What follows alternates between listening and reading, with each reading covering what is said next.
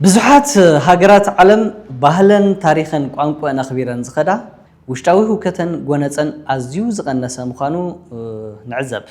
ስለዚ ባህሊ ምኽባር ሰላም ምርካብ እዩ። ሰላም ጥዕና ያበለይ ተኸታተልቲ ቋሕታ ሚድያ ሰላምታይ ኣይረሳዕኹን። ኣበብ ዘለኹሞ ሰላምታይ ይብጻሕኹም።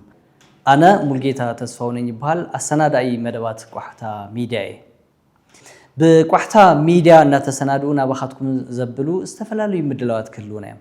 ካብቶም ብዙሓት ምድላዋትና ዝተወሰኑ ንምጥቃስ ዝኣክል ኣብ ባህሊ ታሪኽ ቋንቋ ኩለ መዳይ መንነት ትግራይ መሰረት ዝገበረ መሳጢ ዝኾነ ትውፊታዊ ድራማ ክህልወና እዩ። ኣብ ቀረባ እዋን ናባኻትኩም ከብል እዩ።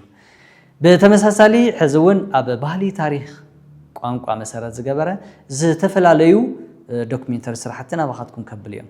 ከምኡውን ዓሚቕ ትምህርቲ ወሃብቲ ዝኾኑ ከምኡውን መህደስቲ ዝኾኑ ዝተፈላለዩ ምድላዋት ናባኻትኩም እነብለሉ መደባት ክህልውና እዮም። ንሕድሕድ ምድላዋትና ክትከታተሉ ከም ትኽእሉ ተስፋ ንገብር።